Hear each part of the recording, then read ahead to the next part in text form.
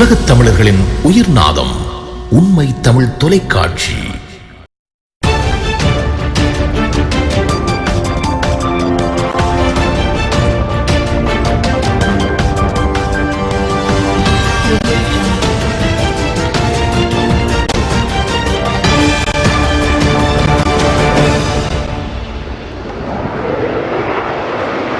ஜனாதிபதி ரணில் விக்ரமசிங்க தேர்தல் நடவடிக்கைகளுக்காக அரசு நிதியை முறைகேடாக பயன்படுத்துவதாக தேர்தல்கள் ஆணைக்குழுவில் முறைப்பாடு செய்யப்பட்டுள்ளது.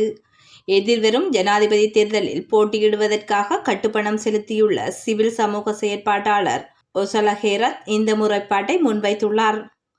ஜனாதிபதி ரணில் விக்ரமசிங்க எதிர்வரும் தேர்தலில் சுயாதீன வேட்பாளராக முன்னிலையாகியுள்ள நிலையில் அரசு நிதியை முறைகேடாக பயன்படுத்துவதாக முறைப்பாட்டில் தெரிவிக்கப்பட்டுள்ளது. ஜனாதிபதி செயலகம் மற்றும் அரசு சொத்துக்கள் முறைகேடாக பயன்படுத்தப்படுவதாகவும் முறைப்பாட்டில் குறிப்பிடப்பட்டுள்ளது. இதேவேளை பொதுமக்களின் வரிப்பணத்தை தேர்தல் பிரசார பணிகளுக்கு பயன்படுத்துவதற்கு ஜனாதிபதிக்கு அதிகாரம் இல்லை எனவும் அவர் சுட்டிக்காட்டியுள்ளார். ஜனாதிபதி தேர்தலுக்கான திகதி அறிவிக்கப்பட்டு அது குறித்து அரசியல் கட்சிகள் மற்றும் சுயேட்சை குழுக்கள் தம்மை ஆயத்தப்படுத்தி வருகின்ற நிலையில் ஜனாதிபதி ரணில் விக்ரமசிங்க எதிர்வரும் ஜனாதிபதி தேர்தலில் சுயேட்சை வேட்பாளராக களமிறங்குகிறார். ரணில் விக்ரமசிங்க இதயம் சின்னத்தில் ஜனாதிபதி தேர்தலில் போட்டியிடுவதாக பிரதான இணையதளங்களில் செய்திகள் பிரசுரிக்கப்பட்டுள்ளதுடன் சமூக வலைதளங்களில் அவ்வாறான பதிவுகள் பகிரப்பட்டு வருகின்றன. ஆகவே ஜனாதிபதி ரணில் இதயம் சின்னத்தில் போட்டியிடுவதாக பகிரப்படும் செய்திகள் உண்மையா என ஆராய்ந்து பார்த்து அதற்கமைய இது குறித்து ஐக்கிய தேசிய கட்சியின் பொதுச் செயலாளர் பாலித ரங்கே பண்டாரவிடம் வினவிய போது ஜனாதிபதி தேர்தலுக்காக ரணில் விக்ரமசிங்கவினால் முன்வைக்கப்படும் சின்னம் தொடர்பில் இதுவரையில் எவ்வித தீர்மானமும் எடுக்கப்படவில்லை என தெரிவித்துள்ளார். மாதாந்தம் எரிபொருள் விலை திருத்தம் இன்று இரவு இடம்பெறவுள்ளது. உலக சந்தையில் கச்சா எண்ணெயின் விலை கணிசமாக குறைந்துள்ளதால் இன்று நள்ளிரவு முதல் எரிபொருள் விலை திருத்தம் குறைக்கப்படும் என தெரிவிக்கப்படுகின்றது. மேலும் எரிபொருள் நிரப்பு நிலையம் உரிமையாளர்கள் எரிபொருளை முன்பதிவு செய்த காரணத்தினால் நாடு முழுவதும் எரிபொருள் தட்டுப்பாடு என கூறப்படுவது வதந்தி எனவும் இலங்கை பெட்ரோலிய கூட்டுத்தாபனத்தின் உயர் அதிகாரியொருவர் தெரிவித்துள்ளார். வவுனி குளத்திலிருந்து நேற்று சடலமாக மீட்கப்பட்ட இளைஞன் கழுத்து நெரிக்கப்பட்டு கொலை செய்யப்பட்டுள்ளதாக முல்லைத்தீவு மாவட்ட சட்ட வைத்திய அதிகாரி அறிக்கையில் தெரிவிக்கப்பட்டுள்ளது. முல்லைத்தீவு யோகபுரம் மல்லாவி பகுதியினை சேர்ந்த ஆனந்தராசா ஜீவன் என்ற இளைஞன் 27 வயதான இளைஞரே வவுனி குளத்திலிருந்து சடலமாக மீட்கப்பட்டுள்ளார்.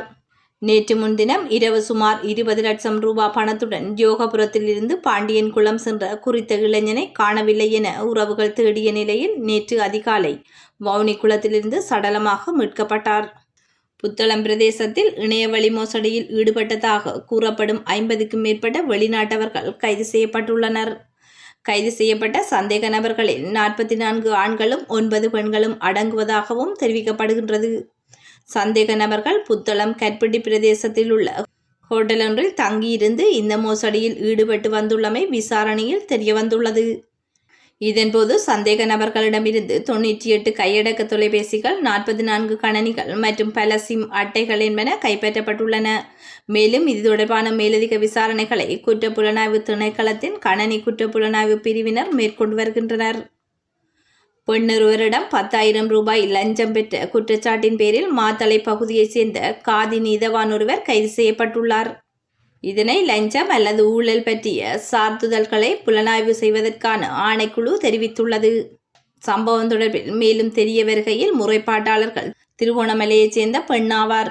தன்னை பராமரிப்பதற்கும் தன்னை அவமானப்படுத்தியதற்காக 80,000 ரூபாய் நட்ட ஈடு கோரி வழக்கு தாக்கல் செய்வதற்கு தேவையான ஆவணங்களை முறைப்பாட்டாளர்கள் காதி நீதவானிடம் வழங்கியுள்ளார்.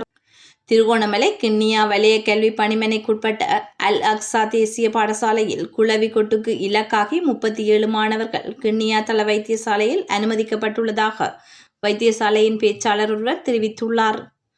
குறித்த சம்பவம் நேற்று காலை இடம்பெற்றுள்ளதாக குறிப்பிடப்பட்டுள்ளது. இந்நிலையில் பாடசாலை வளாகத்தில் குளவிக்கூடு ஒன்று இருந்ததாகவும் குறித்த குளவிக்கூடு கலைந்தமையினால் இவ்வாறு மாணவர்கள் குளவிக்கொட்டுக்கு இலக்கானதாக தெரிவிக்கப்பட்டுள்ளது. ஹமாஸ் ஆயுத குழுவின் தலைவராக செயற்பட்டு வந்த இஸ்மாயில் ஹனியே ஈரானில் சுட்டு படுகொலை செய்யப்பட்டுள்ளார். ஈரான் தலைநகர் தெஹ்ரானில் உள்ள அவரது வீட்டில் வைத்து இஸ்மாயில் சுட்டு படுகொலை செய்யப்பட்டுள்ளதுடன் அவருடன் அவரது உதவியாளரும் கொலை செய்யப்பட்டுள்ளதாக தெரிவிக்கப்பட்டுள்ளது. இஸ்ரேல் ஹமாஸ் இடையே போர் நீடித்து வரும் நிலையில் ஹமாஸ் தலைவர் இஸ்மாயில் ஹனியே தங்கியிருந்த வீட்டை குறிவைத்து இஸ்ரேலிய படைகள் நடாத்திய தாக்குதலில் அவர் உயிரிழந்துள்ளதாக தெரிவிக்கப்பட்டுள்ளது.